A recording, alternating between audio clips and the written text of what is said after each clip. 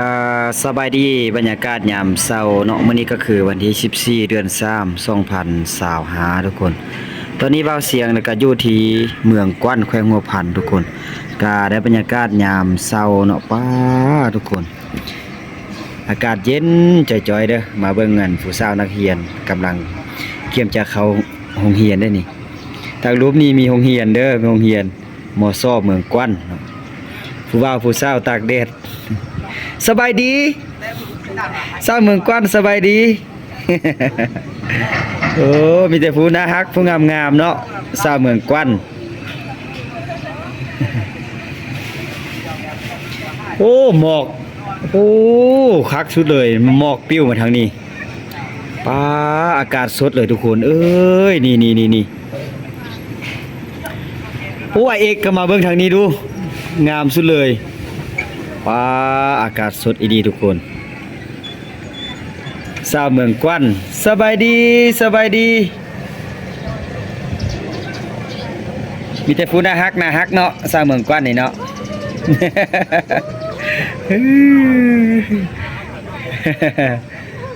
โอ้น้ำหมอกคักและอากาศสดๆเลยถ้าอยากสัมผัสอากาศสดๆยามเช้ามาที่เมืองกว้านนี่คักทุกคนนี่น้ำหมอกปิ้วมาทางนี้นี่มันจะมีการเปลี่ยนแปลงตลอดเลยอากาศนี่บึดหนึงแบบหนึงบึดหนึงแบบหนึงกันเด้อารมณ์บรรยากาศแถวนี้ดีเลยเนาะน้ำหมอกเฮ้ยผู้สาวน้อย เคลื่อนอีกเคลื่อนอีกเนาะ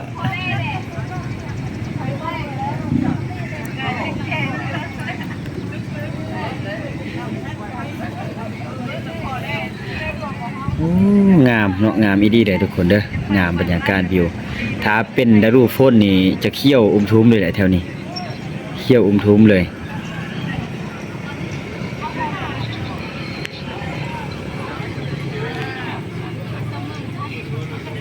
โรงเรียนเขาจะมีช่องตึกเนาะตึกทางนั้นช่องซันทางนี้ซันเป็นอาคารซันเดียวเนาะเดินทางเนาะเดินทางต่อไอเองเนาะเอาสิไปกันเลย ไปบ้านเมืองนาเด้อบ้านเมืองนานัดสาวเมือง เมืองนาตองเนาะไปทางหัวนาเขตนี้ก็เป็นเขตชนบทของเมืองกว้านน่ะที่เป็นเขตบ้านเก่าบ้านแก่ระดับหนึงนี่แหละ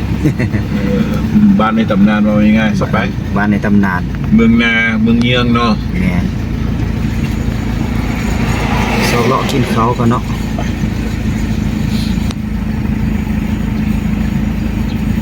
ไปหาไปมา2 ชั่วโมงในการลาวเวียดนาม เรามีรถเมล์เดินทางจากเมืองกว้านไปหานาแมว โอ้มี ไปฮอดบิงพุ่นเลยนี่ กวางนินไปฮอดเดี๋ยวรถคันนี้ไอ้เคยขึ้นด้วยเนี่ยเดี๋ยวจอดถามเขานะครับ บ้านหนองกวางเป็นบ้าน เพื่อนเขาอยู่นี่อยู่นี่คือนี่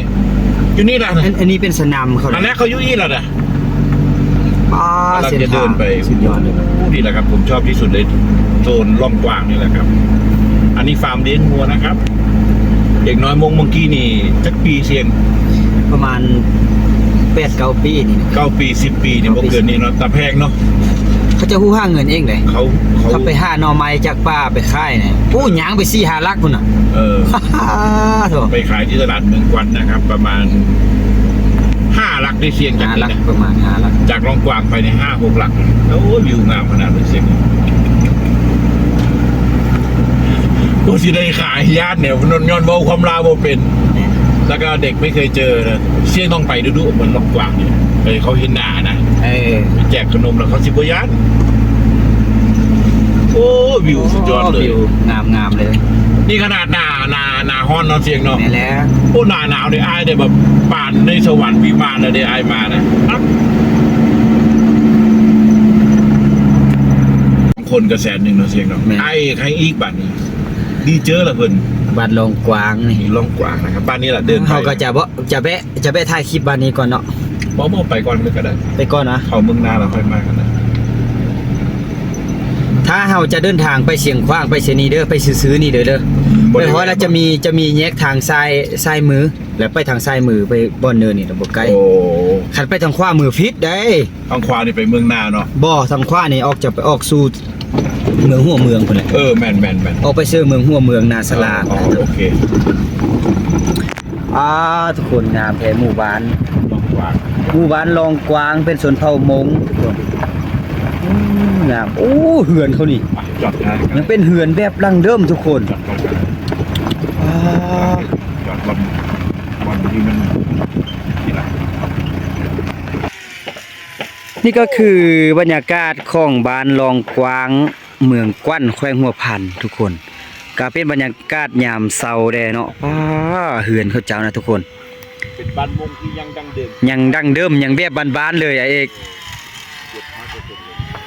มง 100% แท้ๆเลยนี่กำลังสร้างเหือนอีกเด้อีกบ่นานนะจะบ่ได้เฮ็ดได้เหือนแบบนี้นะเนาะนี่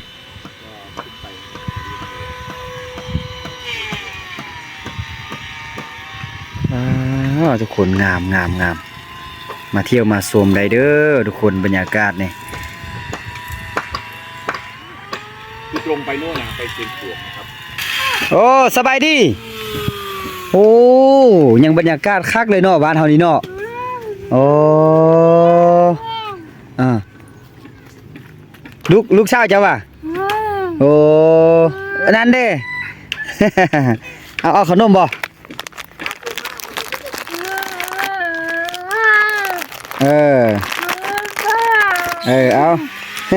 เอา ขนมเนาะ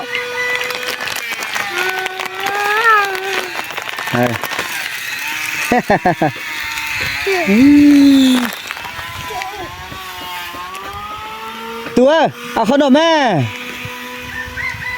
บรรยากาศของบ้านลองกวางทุกคนป้าเหือนเขาเจ้านะยังเป็นแบบเหือนมงแบบดังเริ่มแท้ๆเลยนี่มุงยาคา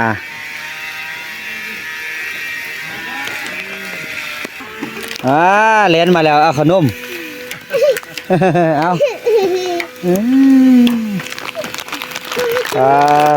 ยกเตี้ย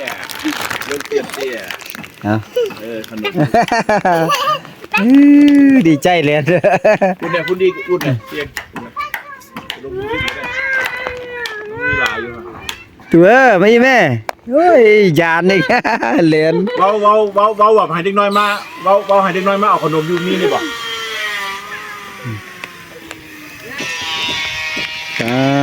บรรยากาศโอ้ไปเกื้อหมู่ว่ะนี่ไปเกื้อหมู่จะอยู่กันเลยไล่โตบ่ จักโต2โต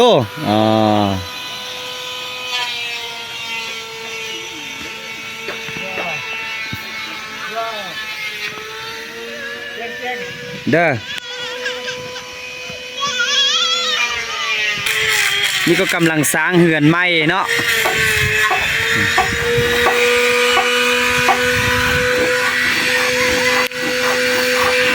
หลังจากที่เราแจกขนมให้น้องๆแล้วก็เตรียมจะเดินทางต่อได้ทุกคนเดินทางไปที่เมืองนาเนาะเมืองนาตองแล้วก็แวะยังชมเบิ่งบรรยากาศหน่อยนึงก่อนทุกคนคักเลยไปต้นนี้ก็จะไปอุตสา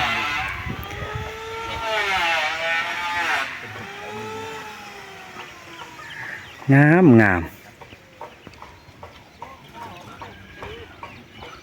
นี่คือเลี้ยงงัวนี่ครับ หัวลายเนาะ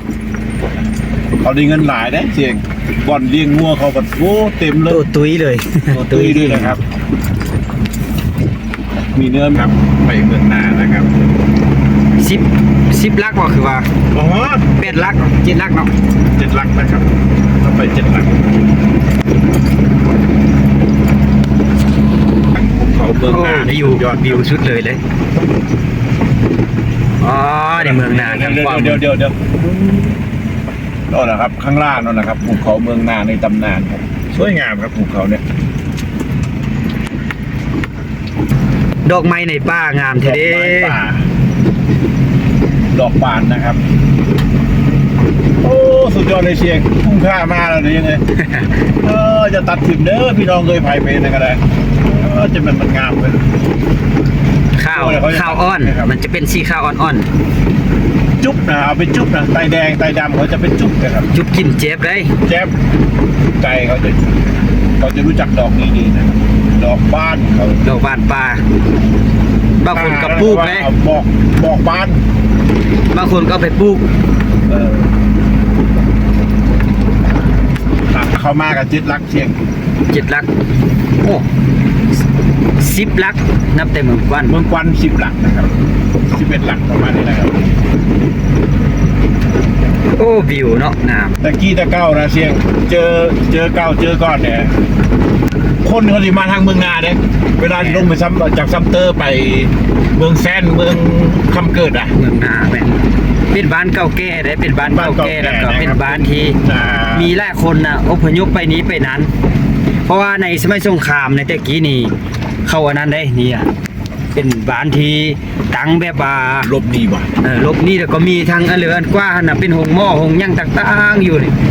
เสนาเข้าบ้านน่ะมันยามน่ะเสนา เป็นเมืองเก่าเนาะ ก็มันอยู่จุดนี้แหละตั้งอยู่ เดี๋ จุ ยว ดนี้ ค่อยว่ากันในการลงไปนะครับ เดี๋ยวจะค่อยไปนั่ง หลงฝูได้ความสั่นสุดเลยนี่ เป็นทางมานะครับความชันนะครับบ้านเมืองนาบ้านหัวนาเลยแม่นบอก มันหัวนาเมืองนาเขามีคำเบาว่าอยากกินเขาแล้วไปอยู่เมืองนาเขาว่าแน่ อยากกินปลา ไปอยู่เมืองพัดบ้านเตาพุ่นแหละ คำบูหารเขาเบามาตลอดเขตนี้เป็นเขตที่ว่าปลูกเขาไฮบ่เขานาบ่นี่เป็นที่ที่สุดเลย เดี๋ยวพ่อเขาตั้งชื่อว่าเมืองนาเนาะ แหม่ มันนาได้นางามเลย เขานาน้ำเขต แต่ว่าบ้านเตานี่ไปเนาะ ป่าหยุดเลียบน้ำซ้ำเด้ มันเป็นเบิร์นนะครับ มันเป็นเบิร์นมันแผ่กว้างด้วยนะครับปังสุดยอดเลยเชียง นี่บ้านนาตอง ตาแสงเมืองนา เมืองนา เขาจะตั้งเป็นตาแสงเมืองเดียวโอ้เลี้ยงวัวสิยืนเห็นนี่เราเลี้ยงวัวกันนะครับโอ้บรรยากาศสุดยอดเลย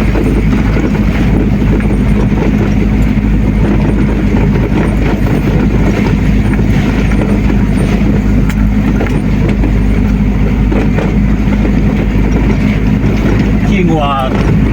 แตะหูดักขี้งัวมันมาเตะหูดักง่ายแล้ว เตะจมูกแล้วแหละครับ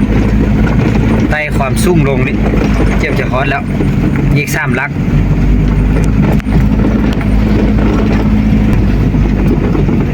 อยู่แบบธรรมชาติแท้ๆเลย แล้วก็ใช้เงินน้อยนะครับเขตนี้บอกเลยนะครับหมายถึงว่าซื้ออาหารการกินเนี่ยใช้เงินน้อย ส่วนใหญ่จะหมดไปกับค่าเบียร์ กับใส่ซองดอง เป็นหมดเสียง ซอยดอง ช่วยดองกับงานเบียร์นะครับงานลื่นเริงมันจะมีประจ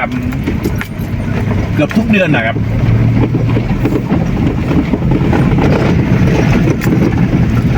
บ้านนาตองเพราะอะไรบ้านนาตองบ้านนาตองนี่จะอยู่เป็น2 จุดเลย แม่ดู พังทางซ้ายมือนี่กับพังทางขวามือทาง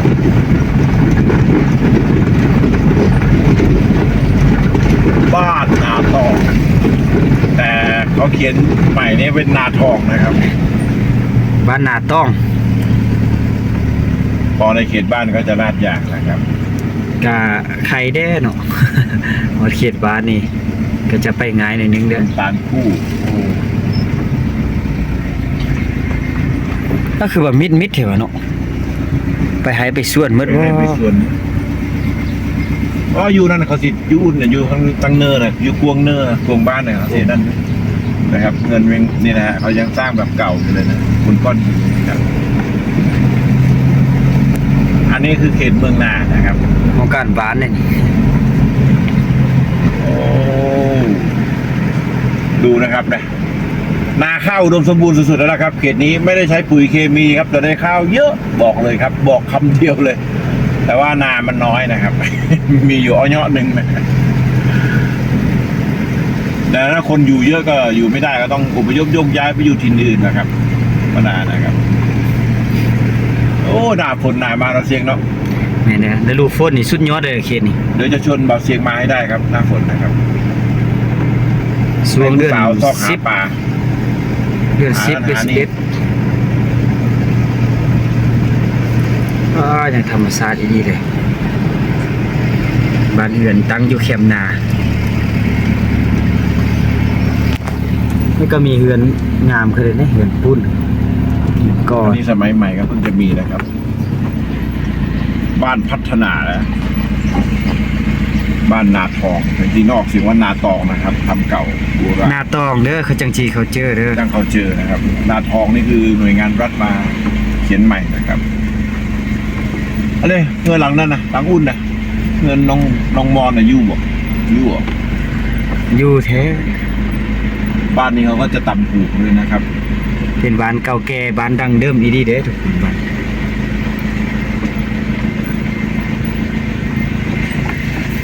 อันนี้เพื่อนไหนยี่กันอ่ะเพื่อนหลังนั่นนะ นี่อยู่นั่นเด้อนี่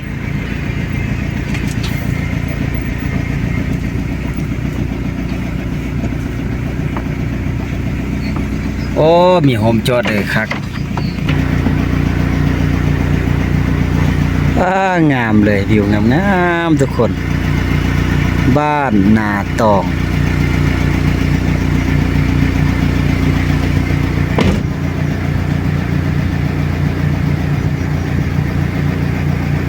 นี่จะเอมีผู้สาวเด้